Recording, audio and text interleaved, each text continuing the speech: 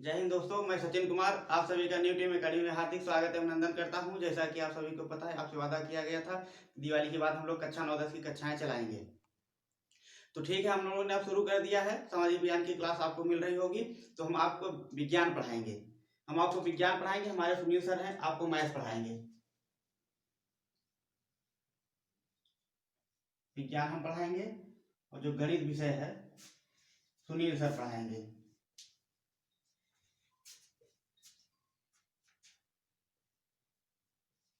सामाजिक विज्ञान अतुल सर पढ़ा रहे हैं।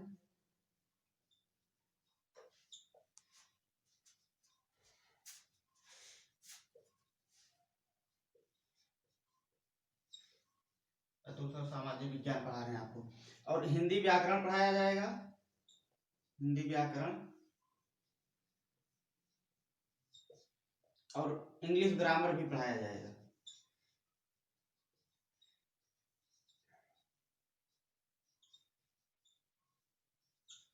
इंग्लिश ग्रामर, तो इतने चीज पढ़ाए जाएंगे। हम लोग इतना चीज पढ़ाएंगे: विज्ञान, गणित, सामाजिक विज्ञान, हिंदी व्याकरण और इंग्लिश ग्रामर। ये इतने आपको सब्जेक्ट पढ़ाए जाएंगे। विज्ञान हम पढ़ाएंगे और गणित सुनील सर पढ़ाएंगे, सामाजिक विज्ञान अतुल सर पढ़ा रहे हैं। आपको वीडियो मिला होगा। हिंदी व्याकरण और इंग्लिश ग्रामर के लिए भी डिसीजन नहीं लिया गया है। जैसे ही डिसीजन हो जाएगा हम आपको बता देंगे। तो चलिए ठीक है, हम शुरू करते हैं विज्ञान विषय के साथ।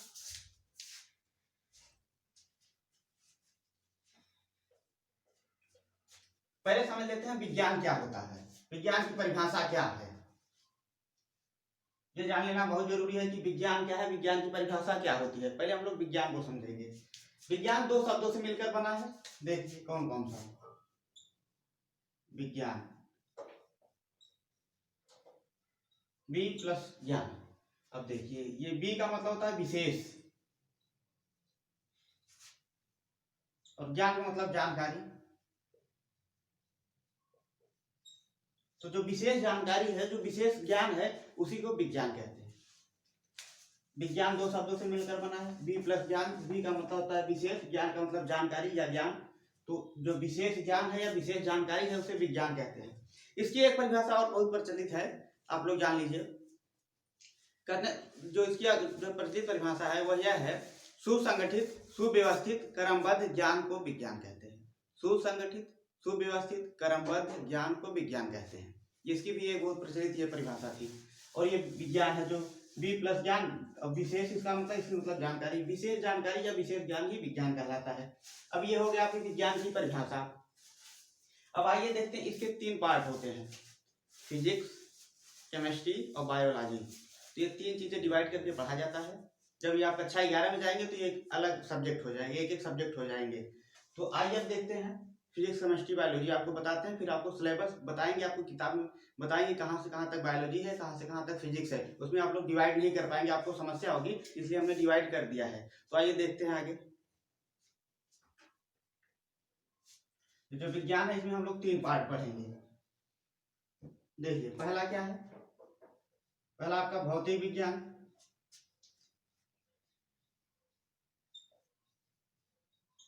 यह है आपका भौतिक विज्ञान, इसे इंग्लिश में कहते हैं फिजिक्स। दूसरा है रसायन विज्ञान।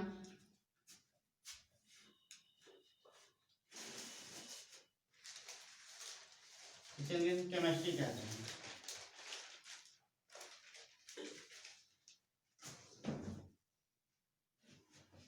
और तीसरा है जीव विज्ञान।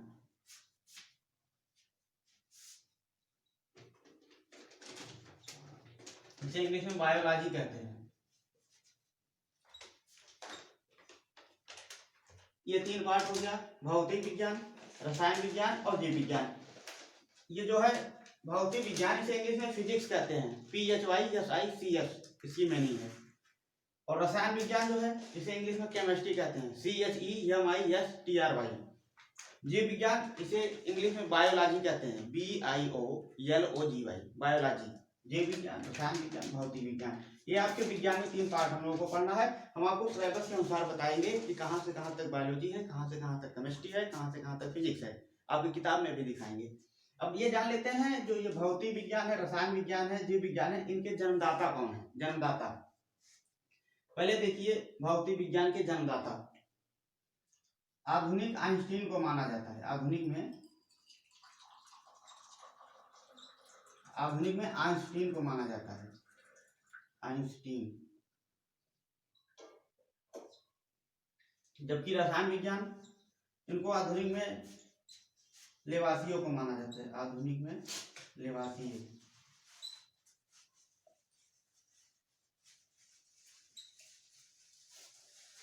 जबकि ये जो जीव विज्ञान है, जिसे बायोलॉजी कहते हैं, इनके अरस्तु हैं। अगर आपसे कोई ये पूछ ले कि फिजिक्स या भौतिक विज्ञान के जन्मदाता कौन है, तो आप लोग क्या बताएंगे? आइंस्टीन, आधुनिक आइंस्टीन। जबकि अगर कोई पूछ ले रसायन विज्ञान के जन्मदाता कौन है, तो आप बता देंगे आधुनिक में लेवासिए। और जैसे आपसे कोई पूछ ले जीव विज्ञान या बायोलॉजी, तो उसके अरस्तु हैं। एक बार फिर से, आइंस्टीन फिजिक्स के हैं, जबकि केमिस्ट्री के लेवासिए हैं, और जीव विज्ञान के अरस्तु हैं। ये तीनों चीज आप याद रखिए। आपकी जानकारी के लिए हम बता दिए हैं। ये आपकी जानकारी के लिए हम बता दिए हैं। आप जानकारी इतना रखे रहिए, कोई पूछ ले तो आप बता सकें। विज्ञान की परिभाषा हो गया, इनके 3 पार्ट हैं, पार्ट को हमने बताया। उसके बाद इसके जन्मदाता कौन है, ये हमने सब बताया। अब आगे आते हैं आपके सिलेबस पर। अब आपको हम सिलेबस में दिखाएंगे कहाँ से कहाँ तक फिजिक्स है, कहाँ से कहाँ तक केमिस्ट्री है, उसके बाद फिर बायोलॉजी कहाँ से कहाँ तक है, आप ये जान लीजिए। फिर हम लोग सिलेबस वाइज फिर आगे बढ़ेंगे, फिर शुरू करेंगे एक एक चीज। तो हम पहले शुरू करते हैं, आपकी किताब में ही है जो, उसी के अनुसार उसी के क्रम में बताएंगे। पहले शुरू करते हैं भौतिक विज्ञान को। इसके सिलेबस को देख लेते हैं। भौतिक विज्ञान, जिसे इंग्लिश में फिजिक्स कहते हैं। PHYSICS, आप मीनिंग भी याद रखिए। भौतिक विज्ञान की मीनिंग भी याद रखिए। PHYSICS, कोई भी हेडिंग हो उसका मीनिंग जानना बहुत जरूरी है। इसकी स्पेलिंग क्या होती है ये जानना बहुत जरूरी होता है। आप जब भी हेडिंग डालिए तो स्पेलिंग ये जो जैसे फिजिक्स का है ऐसे और आगे होगा तो सब भी हम बताएंगे इंग्लिश, और आप जरूर लिखिए। ये आपको बहुत ही आसानी होगी। इसमें आप में बहुत आपको मदद मिलेगी एग्जाम में। अगर जैसे हिंदी में जो चीजें नहीं समझ में आप इंग्लिश में देख कर समझ सकते हैं। तो चलते हैं भौतिक विज्ञान के सिलेबस को देखते हैं, फिर आगे बढ़ते हैं। ये है आपके भौतिक विज्ञान का जो फिजिक्स है उसका आपकी किताब में इतना 5 चैप्टर दिया हुआ है। भौतिक विज्ञान के 5 चैप्टर हैं। प्रकाश, परावर्तन तथा अपवर्तन, मानव नेत्र तथा रंग बिरंगा संसार, विद्युत धारा के चुंबकीय प्रभाव तथा उसके बाद है ऊर्जा के स्रोत। कुल 5 चैप्टर आपको पढ़ना है फिजिक्स के अंतर्गत, भौतिक विज्ञान के अंतर्गत। ये आपके 5 चैप्टर हैं, इसी के अनुसार हम लोग पढ़ेंगे। आपके सिलेबस में केवल इतना ही दिया हुआ है। अभी हम आपको किताब में भी दिखाते हैं। ये देखिए, प्रकाश, परावर्तन तथा अपवर्तन से मानव नेत्र तथा रंग बिरंगा, विद्युत धारा के चुंबकीय प्रभाव, ऊर्जा के स्रोत। ये जो आपके इतने हैं, हमने निशान लगा रखा है यहाँ से यहाँ तक, ये है फिजिक्स।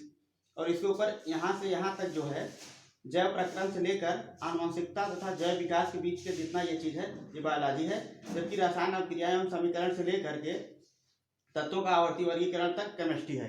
ये आपका केमिस्ट्री हो गया, ये आपका बायोलॉजी हो गया, ये आपका फिजिक्स हो गया। हमने ये डिवाइड कर दिया है और आपको इस पे सिलेबस एक एक लिख के दिखा भी दे रहे हैं कि कौन सा है। आप ये सिलेबस लिख भी सकते हैं। ये भौतिक विज्ञान के इतने 5 सिलेबस हैं, इनमें 3 चीजों को मिला कर दे दिया हमने, आपको डिवाइड करके दिखाया ताकि आप लोग इस चीज को समझ सकें।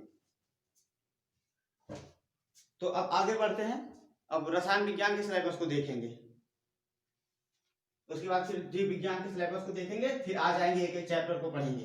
एक चैप्टर केमिस्ट्री का शुरू होगा, फिर एक चैप्टर फिजिक्स का, दोनों लेकर साथ में चलते रहेंगे। फिर उसके बाद आगे जैसे मिलेगा समय फिर बायोलॉजी भी शुरू कर देंगे। तो आइए देखते हैं अब रसायन विज्ञान सिलेबस को देख लेते हैं। रसायन विज्ञान,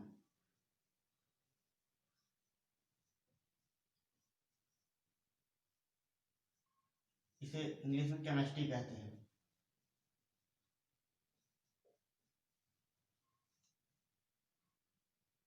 केमिस्ट्री, रसायन विज्ञान को इंग्लिश में केमिस्ट्री कहते हैं। इसकी मीनिंग होती है CHEMISTRY,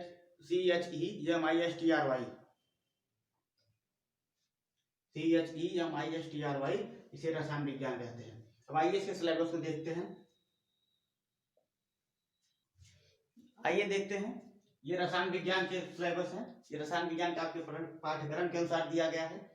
पहला है रासायनिक अभिक्रिया एवं समीकरण, दूसरा है अम्ल, क्षारक एवं लवण, तीसरा है धातु एवं अधातु, चौथा है कार्बन एवं उसके यौगिक, पांचवा तत्वों का आवर्त वर्गीकरण। ये आपके 5 चैप्टर दिए हुए हैं केमिस्ट्री में, जिसे रसायन विज्ञान कहते हैं। तो हम लोग ये 5 चैप्टर के अनुसार पढ़ेंगे। अब आपको हमने फिजिक्स बताया, फिजिक्स का सिलेबस बताया, हमने किताब में दिखाया भी। आप जब किताब लेंगे विज्ञान को, उसमें दिया हुआ है, जो हमने दिखाया वो आपके ही पाठ्यक्रम का सिलेबस है, वो आपका ही किताब था जिसमें ये सब दिया हुआ था। हम आपके पाठ्यक्रम के अनुसार ही पढ़ा रहे हैं।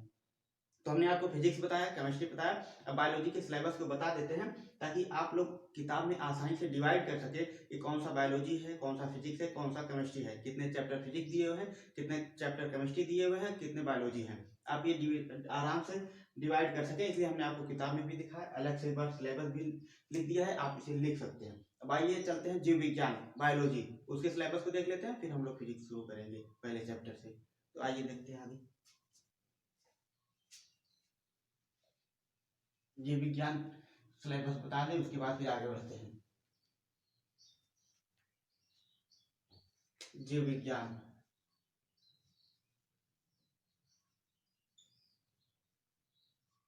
इसे इंग्लिश में बायोलॉजी कहते हैं। बायोलॉजी, BIOLOGY, बायोलॉजी, इसे हिंदी में जीव विज्ञान कहते हैं। अब इसके सिलेबस को देख लेते हैं। पहला चैप्टर सिलेबस को देख लें। जीव विज्ञान, इंग्लिश में इसे बायोलॉजी कहते हैं, BIOLOGY, बायोलॉजी, इसे हिंदी में विज्ञान, जीव विज्ञान कहते हैं। अब ये पहला आपका चैप्टर है जैव प्रक्रम, दूसरा है नियंत्रण एवं समन्वय, तीसरा है जीव जनन कैसे करते हैं, चौथा आनुवंशिकता एवं जैव विकास। ये आपका 4 चैप्टर बायोलॉजी के अंतर्गत आता है, जीव विज्ञान के अंतर्गत आता है। ये हमने 4 चीजें लिख दिया हुआ है। अब आप अपनी किताब उठाइए और उसमें देखिए हमने जितनी अभी तक बताया, फिजिक्स, केमिस्ट्री, उसके बाद बायोलॉजी, आप तीनों का आराम से डिवाइड कर सकते हैं कि कैसे 3 पार्ट में डिवाइड होता है, कहाँ से कहाँ तक फिजिक्स है, कहाँ से कहाँ तक केमिस्ट्री है। आप इन सिलेबस को मिलाइए और उसके आगे ऐसे बनाकर लिख लीजिए, ऐसे बनाकर लिख लीजिए, ये बायोलॉजी है, यहाँ से यहाँ तक बायोलॉजी है, इसे जीव विज्ञान कहते हैं। वैसे ही आप फिजिक्स में जाइए, देखिए कौन सा ये चैप्टर, ये फिजिक्स है, वहां तक डिवाइड कर लीजिए। उसके बाद आप केमिस्ट्री है, वैसे डिवाइड कर लीजिए। फिर उसके बाद आप अब सिलेबस वाइज आराम से पढ़िए। अब हम लोग शुरू करते हैं भौतिक विज्ञान को, फिजिक्स को शुरू करते हैं, उसके साथ साथ केमिस्ट्री भी चलता रहेगा। तो पहले एक बार हम सोच रहे हैं, फिर आपको किताब में दिखा दें कि कौन सा कैसे कैसे है। देखिए ये आपका किताब है विज्ञान कक्षा 10 के लिए, ये 9-10 दोनों के लिए पढ़ सकते हैं। तो आप ये देखिए, इसमें दिया हुआ है सब, ये आपका पाठ्यक्रम है, हमने डिवाइड कर दिया है। रासायनिक अभिक्रिया एवं समीकरण से लेकर के तत्वों का आवर्त वर्गीकरण तक यहाँ लिख दिया है, केमिस्ट्री है। और उसके बाद जैव प्रक्रम से लेकर के आनुवंशिकता एवं जैव विकास तक, ये इसके आगे लिख दिया हमने, बायोलॉजी है। उसके बाद फिर प्रकाश का परावर्तन से लेकर ऊर्जा के स्रोत तक, ये फिजिक्स है, यहाँ से यहाँ तक। और ये जो ऐसे ऐसे निशान लगा हुआ है, इसका मतलब कुछ नहीं, ये गैप है। तो ये हो गया आपका फिजिक्स, ये बायोलॉजी, ये केमिस्ट्री, ये आपका सिलेबस है। आप देख सकते हैं, डिवाइड कर सकते हैं, अब इसी के अनुसार पढ़ना है। तो हम लोग शुरू करते हैं भौतिक विज्ञान को, भौतिक विज्ञान से क्लास शुरू करते हैं।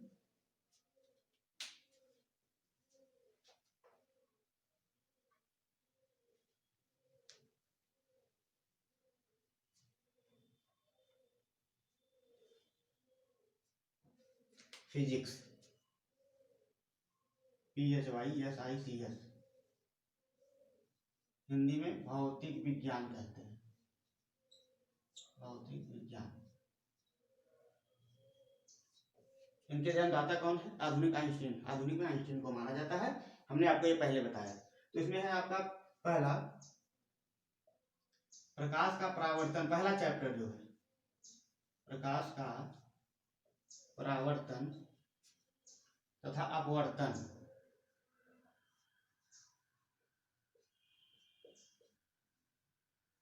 प्रकाश का परावर्तन तथा अपवर्तन, ये आपका पहला चैप्टर है। तो आइए हम देखते हैं प्रकाश का परावर्तन क्या है, उसके बाद फिर अपवर्तन पढ़ेंगे। पहले प्रकाश का परावर्तन पढ़ेंगे, फिर अपवर्तन पढ़ेंगे। हम लोग पहले क्या पढ़ेंगे? प्रकाश का परावर्तन, प्रकाश का परावर्तन।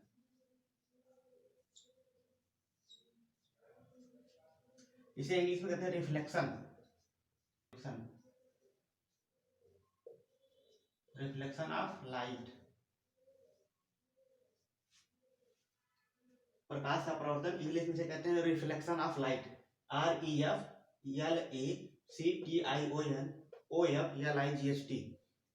रिफ्लेक्शन ऑफ लाइट, प्रकाश का परावर्तन। अब आपको प्रकाश का परावर्तन पहले जानने से पहले ये आपको जानना जरूरी हो जाएगा कि प्रकाश क्या है, ये जानना जरूरी हो जाएगा कि प्रकाश क्या है। जब आप प्रकाश जानेंगे तब तो उसका जानेंगे परावर्तन हो रहा है कि अपवर्तन हो रहा है, फिर परावर्तन क्या है उसके बाद बताएंगे। पहले आप प्रकाश को जानिए, उसके बाद फिर परावर्तन, तो आपका पता चल जाएगी प्रकाश का परावर्तन क्या होता है, रिफ्लेक्शन ऑफ लाइट। ये इंग्लिश जो हमने लिखा है हेडिंग के आगे, ये आप जरूर लिखिए, ये आपकी बहुत ही सहायता करेगी एग्जाम के टाइम, भविष्य में भी ये बहुत काम देगा। आप इसे जरूर लिखिए, इसलिए हमने लिख दिया रिफ्लेक्शन ऑफ लाइट, प्रकाश का परावर्तन। अब हम जानते हैं प्रकाश क्या है। प्रकाश एक प्रकार की ऊर्जा है, प्रकाश एक प्रकार की ऊर्जा है। प्रकाश अकेले नहीं, उसके साथ ऊष्मा भी उत्पन्न होती है, इसके साथ ऊष्मा भी होती है। जैसे आप अगर बल्ब जलाएंगे तो उसमें प्रकाश और ऊष्मा दोनों निकलती है, तो प्रकाश अकेले नहीं, उसके साथ ऊष्मा भी होता है। प्रकाश एक प्रकार की ऊर्जा है, प्रकाश के साथ साथ ऊष्मा भी निकलती है। और दूसरी बात, प्रकाश सीधी रेखा में चलती है, प्रकाश सीधी रेखा में चलती है, ये अनुप्रस्थ तरंगें होती हैं। हमने कितना क्या क्या बताया प्रकाश के बारे में, ये एक प्रकार की ऊर्जा है, ठीक, ये सीधी रेखा में चलती है, सीधी रेखा में, ये अनुप्रस्थ तरंगे हैं, अनुप्रस्थ तरंगे हैं। हम ये अनुप्रस्थ तरंगे हैं, हम प्रकाश को स्वयं नहीं देख सकते, लेकिन प्रकाश के माध्यम को किसी वस्तु को देखने में सहायता मिलती है। हम प्रकाश को स्वयं अपनी आंखों से नहीं देख सकते, लेकिन प्रकाश के माध्यम से दूसरे वस्तुओं को देख सकते हैं। ये जानिए प्रकाश क्या है। प्रकाश एक प्रकार की ऊर्जा है, प्रकाश के साथ साथ ऊष्मा भी उत्पन्न होती है, यह सीधी रेखा में चलती है, या अनुप्रस्थ तरंगे हैं। प्रकाश वह माध्यम है, वह ऊर्जा है जिसके माध्यम से हम किसी वस्तुओं को देख सकते हैं, लेकिन स्वयं प्रकाश को नहीं देख सकते हैं। ये प्रकाश है, इसे इंग्लिश में लाइट कहते हैं, इसे कहते हैं लाइट, LIGHT, लाइट, प्रकाश। प्रकाश जो आप लोग ये देख रहे हैं, जैसे सूर्य की ऊर्जा की प्रकाश जो आती है, तभी तो हम लोग सुबह दिखाई देता है, अंधेरा हो जाए तो सूर्य से जब रोशनी खत्म हो जाए, प्रकाश खत्म हो जाए तो अंधेरा हो जाता है, लेकिन जब सुबह होती है प्रकाश निकलता है तो हम लोगों को वस्तुएं स्पष्ट रूप से दिखाई देती हैं। तो ये एक प्रकार की ऊर्जा है। प्रकाश के माध्यम से दूसरे वस्तु को देख सकते हैं, लेकिन स्वयं प्रकाश को नहीं देख सकते। तो आप ये जानिए, ये है प्रकाश। इसके कुछ गुण हैं, प्रकाश के कुछ गुण भी होते हैं, हम आपको उसके गुण को बता दें, फिर आ जाएंगे परावर्तन के बारे में। हालांकि आप जान लीजिए परावर्तन क्या होता है, फिर इसके गुण के बारे में बताएंगे। परावर्तन क्या होता है, जैसे कोई मान लीजिए हम कोई दर्पण लिए हैं, शीशा लिए हैं, दर्पण लिए हैं, अगर उस पर हम टॉर्च मारते हैं तो वह रिफ्लेक्शन होता है कि नहीं, उसी जितना हम प्रकाश शीशे पर टॉर्च मारते हैं, फिर उसी के क्रम में फिर वापस हो जाता है प्रकाश। जैसे आप धूप में खड़े रहिए, एक शीशा, मिरर, दर्पण, या दर्पण कहिए या शीशा कहिए, दोनों एक ही बात है, इसे इंग्लिश में मिरर कहते हैं। तो ये जब हम धूप में खड़े रहते हैं दर्पण को लेकर, शीशा को लेकर, तो उसमें जब सूर्य की रोशनी पड़ती है तो ऐसे क्रॉस करते हैं तो दूसरी तरफ उसका प्रकाश निकलता है, वही है परावर्तन। जैसे हमने ऐसे किया, सूर्य की रोशनी आई इस पे और वो रिफ्लेक्ट हो गया, परावर्तन हो गया दूसरी तरफ, तो चमकने लगता है, वही होता है। देखिए इसी को हम कहते हैं दर्पण या शीशा, दोनों एक ही बात है। आप चाहे इसे दर्पण कह लीजिए या शीशा कह लीजिए, दोनों एक ही बात है। देखिए अभी हमारी लाइट है, हम इस पर जैसे लाइट मार रहे हैं, देखिए इधर से देखिए, मान लीजिए ये हम लाइट मार रहे हैं, हाँ आपको दिखाई दे रहा होगा, ये देखिए चमक रहा है। अब ये जो इस पर प्रकाश पड़ रहा है वो इस पर रिफ्लेक्ट हो रहा है, परावर्तन हो रहा है। देखिए ये इसी को कहते हैं परावर्तन। जो इस पर ये प्रकाश दिखाई दे रहा है, इस माध्यम से, यहाँ से जैसे हमने ये फ्लैश जलाया, उसके बाद यहाँ से टच होकर फिर यहाँ ये प्रकाश दिखाई दे रहा है, तो ये प्रकाश का परावर्तन हो रहा है, परावर्तन के कारण ही यहाँ ये प्रकाश दिखाई दे रहा है। देखिए ये वाला, तो इसे कहते हैं प्रकाश का परावर्तन। और प्रकाश क्या होगा, ये जो फ्लैश जल रहा है, जो लाइट जल रही है, इसे प्रकाश कहते हैं।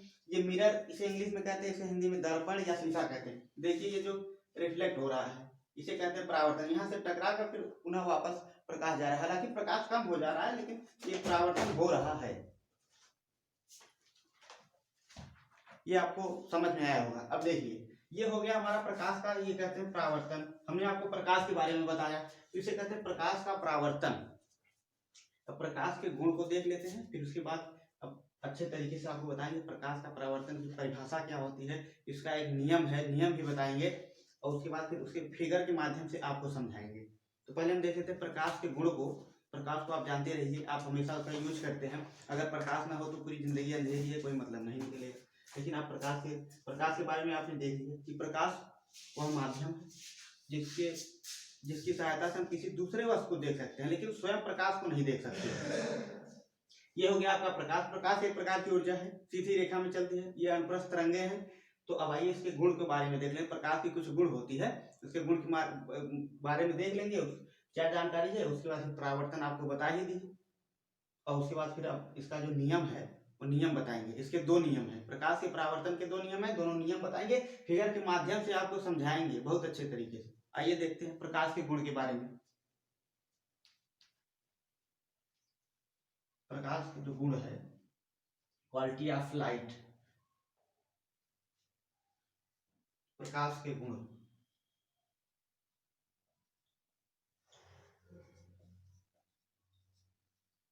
प्रकाश के गुण इसे इंग्लिश कहते हैं quality of light. Quality of light प्रकाश के गुण, क्वालिटी ऑफ लाइट प्रकाश के गुण।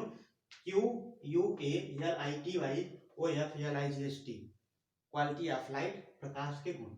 इसमें पहला पॉइंट देख लेते हैं। निर्वात में इसकी चाल, निर्वात में चाल, निर्वात में प्रकाश की चाल 3 × 10⁸ मीटर प्रति सेकेंड। ठीक, निर्वात में प्रकाश की चाल 3 × 10⁸ मीटर प्रति सेकेंड, ये सेकेंड, मीटर प्रति सेकेंड। और दूसरा, यह चाहे निर्वात हो चाहे किसी माध्यम में, माध्यम में मतलब ये होता है जहां हम लोग रह रहे हैं, जो हमारा आसपास पर्यावरण है, ये हो गया मान लीजिए आपका माध्यम। और निर्वात किसे कहते हैं? निर्वात वहां होता है जहां वायु न हो, जहां वायु न हो वहां निर्वात होता है। जैसे ये कमरा है, मान लीजिए कोई कमरा है, एक कमरे में हम पूरे वायु को निकाल दें, पूरे हवा को बाहर निकाल दें, कुछ ना बचा हो, तो उसे कहते हैं निर्वात। चारों तरफ से बंद हो, इसमें हवा न बाहर जा सके, ना आ सके, इसमें बिल्कुल हवा ना हो, उसे कहते हैं निर्वात।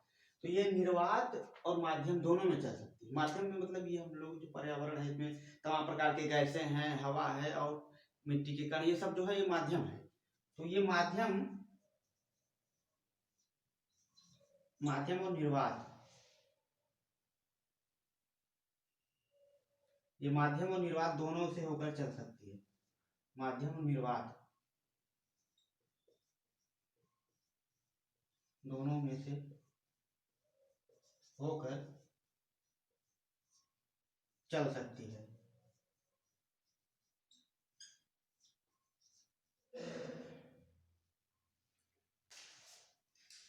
हमने आपको बताया ये सरल रेखा में चल सकती है, ये सीधी रेखा में चलती है।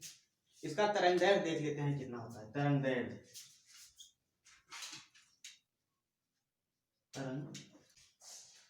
इसका तरंगदैर्घ्य देख लेते हैं। तरंगदैर्घ्य 4000 एंगस्ट्रॉम से 8000 एंगस्ट्रॉम तक। ये जो ए है ना, जो ए पर ये लिखा हुआ है, जैसे ये जो हम लिखे हैं इसे एंगस्ट्रॉम कहते हैं। एंगस्ट्रॉम,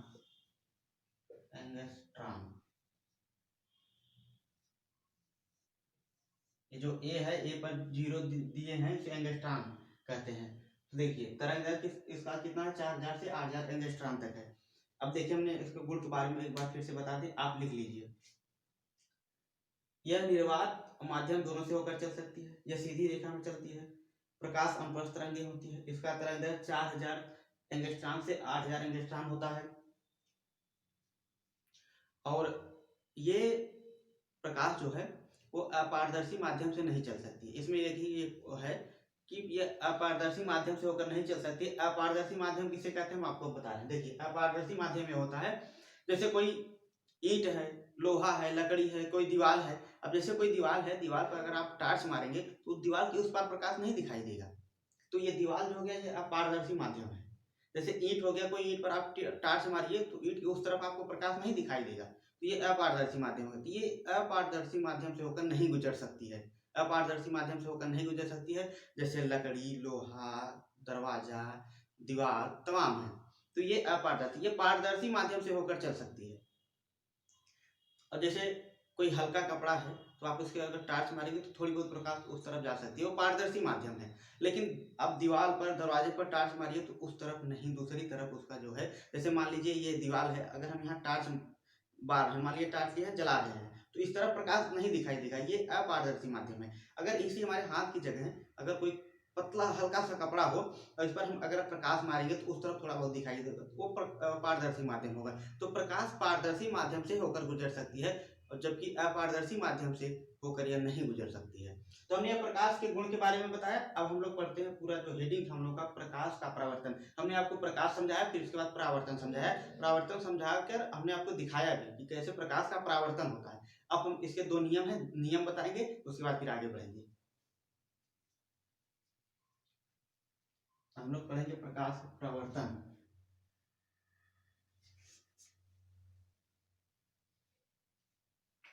देखिए, प्रकाश का परावर्तन, प्रकाश का परावर्तन। प्रकाश के परावर्तन में अभी अभी हमने आपको दिखाया, हमने एक मिरर लिया हुआ था, दर्पण, यमोनियम 2 दर्पण, इसे दर्पण कहिए, दर्पण कहिए या शीशा कहिए, दोनों एक ही बात है। इसे इंग्लिश में मिरर कहते हैं, मिरर।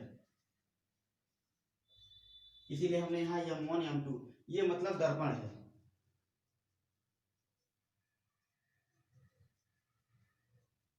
हम जो ये ऐसे ऐसे कर रहे हैं, इसका मतलब आप समझ रहे हैं। देखिए हम आपको दिखाते हैं, ये तो हमारा दर्पण हो गया, शीशा। लेकिन जो इसके ये तरफ है, इसीलिए हमने दिखाया है ये चीज, ये चीज हमने ये नीचे वाले को दिखाया। बाकी ये दर्पण ये है हमारा ना, ये है शीशा, ये दर्पण है। लेकिन ये हमने ये नीचे जो ये सब चीजें हैं ये दिखाया है। M1 M2 लिख दिया, मतलब मिरर है, दर्पण है। अब देखिए, ये हो गया हमने दर्पण। जब हमने मोबाइल को जो फ्लैश जलाया हुआ था, तो मान लीजिए हमने ऐसे इस पे इसे जलाया और ये यहाँ टकरा करके फिर जो वापस देखिए आप व्हाइट बोर्ड पर आ रहा था ना, ये हो गया था, इस तरह से प्रकाश निकल गया। हमने यहाँ से प्रकाश ऐसे किया और प्रकाश ये यहाँ दर्पण से टकरा करके पुनः फिर इधर चला गया।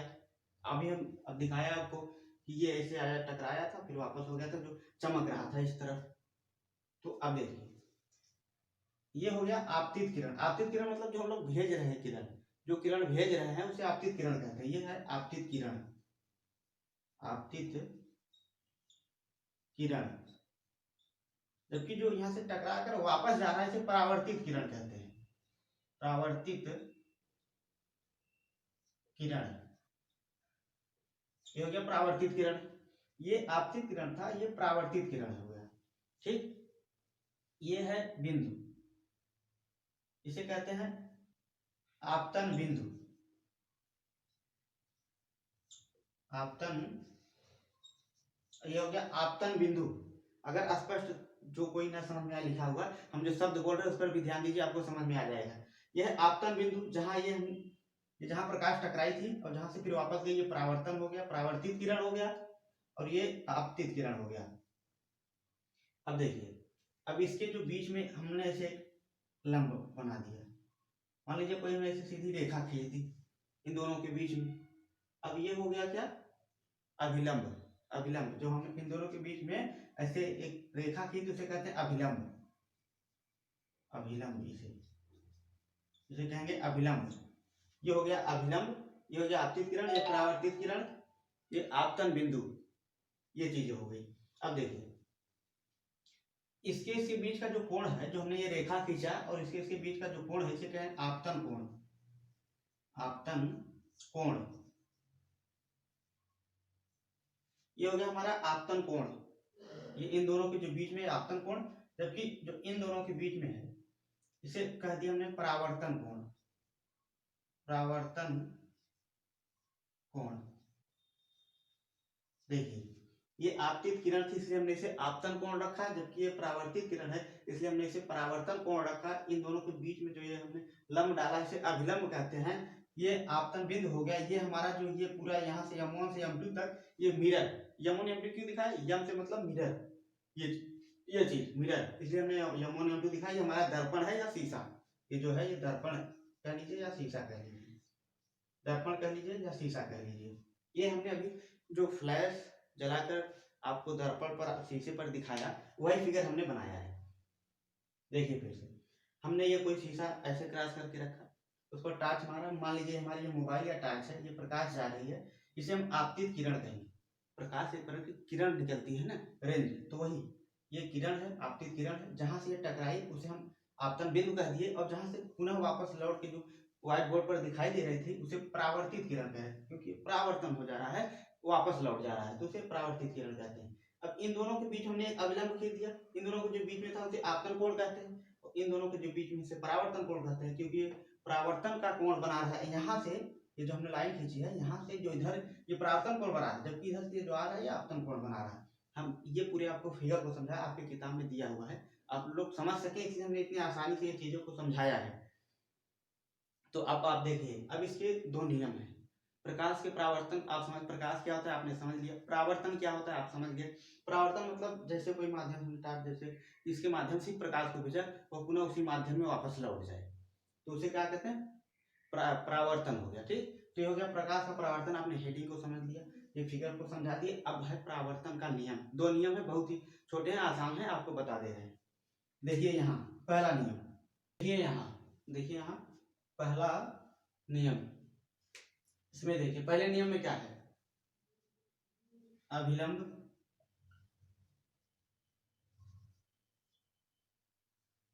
ये वाला अभिलंब, ये आपका फिगर इधर हो गया, हम इधर आपको बता रहे हैं, इधर देखिए ये हो गया अभिलंब आपतन कोण,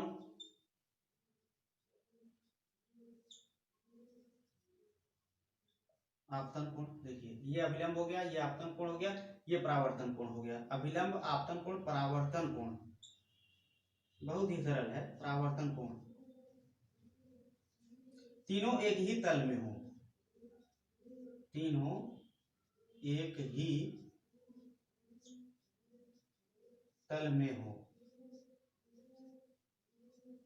देखिए पहला नियम क्या कहता है, परावर्तन का पहला नियम कहता है अभिलंब ये वाला, आपतन कोण ये वाला, परावर्तन कोण ये वाला, तीनों एक ही तल में हो, तीनों एक ही तल में हो, एक ही तल में है, हम दिखाते हैं।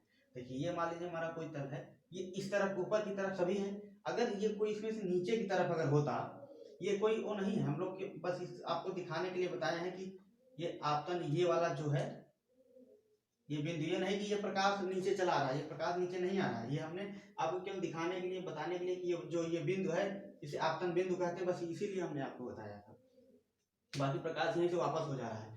तो देखिए अभिलंब आपतन कोण परावर्तन कोण तीनों एक ही तल में हो, ऐसा हमारा पहला नियम कह रहा है, देखिए फॉलो कर रहा है। अभिलंब आपतन कोण परावर्तन कोण तीनों एक ही तल में, इससे नीचे नहीं जा रहे हैं, इससे ऊपर ही है, इधर ही ऊपर की ही तरफ है, ये तीनों एक ही तल में है। अब दूसरा नियम क्या कहता है, दूसरा नियम बस इतना छोटा सा पहला नियम, दूसरा नियम देखिए, ये जो आपतन कोण है और परावर्तन कोण आपस में सदैव बराबर होते हैं और बराबर भी होते हैं। मान लीजिए अगर ये अभिलंब जो है बीचों बीच में है, जितना इधर से प्रकाश आ रहा है उतना ही इधर वापस हो रहा है, उसी के एंगल पे, उसी के कोण पे, तो ये दोनों आपस में बराबर होंगे, आपतन कोण परावर्तन कोण सदैव आपस में बराबर होते हैं, यही हमारा नियम कह रहा है। देखिए क्या कह रहा है,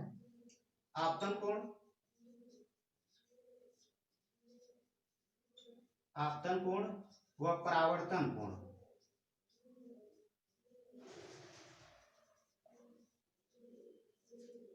आपस में सदैव बराबर होते हैं, आपस में सदैव बराबर होते हैं। देखिए आपतन कोण व परावर्तन कोण आपस में सदैव बराबर होते हैं, ये हमारा दूसरा नियम कह रहा है, और आपतन कोण और परावर्तन कोण दोनों बराबर हैं। देख लीजिए तो हमारा दोनों नियम फॉलो कर रहा है। पहला नियम अभिलंब आपतन कोण परावर्तन कोण तीनों एक ही तल में हो, एक ही ये तल मान लीजिए ऊपर की तरफ सभी है, कोई नीचे की तरफ नहीं है, तो ये हो गया हमारा पहला। दूसरा हो गया आपतन कोण, जो ये वाला कोण है, और ये जो दूसरा परावर्तन कोण, दोनों सदैव आपस में बराबर होते हैं और दोनों बराबर हैं। तो हमारा ये हो गया परावर्तन का नियम हो गया, प्रकाश को बताया, प्रकाश का परावर्तन हो गया। हमने इतने चीजों को आज पढ़ा, आपको सिलेबस के बारे में बताया, विज्ञान के बारे में बताया, उसका डिवाइड किया। अब आगे हम जब लोग पढ़ेंगे तो गोलीय दर्पण है, अगली हेडिंग हमारी होगी गोलीय दर्पण। तो ठीक है, आप लोग इतना सिलेबस लिखिए, पढ़िए, कोई दिक्कत हो आप कमेंट करिए, हम उसका रिप्लाई जैसे देखेंगे तुरंत देंगे, या फिर अगले क्लास में आपको उसके बारे में चर्चा जरूर करेंगे। अगर आपको समझ में ना आ रहा हो तो आप तुरंत बताइएगा, हम जब अगले लेक्चर में पढ़ेंगे तो आपको पढ़ाएंगे गोलीय दर्पण। आप लोग मेहनत करके पढ़ाई करिए, आप लोगों का ये बेस है, 9-10 की कक्षाएं बेस होती है। जीवन में अगर कुछ करना है तो ये 9-10 की कक्षाएं आपका बहुत ही अच्छे तरीके से, मजबूत तरीके से आप पढ़िए, आप अपने बेस को मजबूत करिए, तभी आप आगे सक्सेस हो पाएंगे। तो ठीक है, हम मिलेंगे अगले लेक्चर में गोलीय दर्पण के साथ। फिजिक्स हमारा चल रहा है, उसके बाद केमिस्ट्री भी पढ़ाएंगे। तो ठीक है, तब तक के लिए जय हिंद।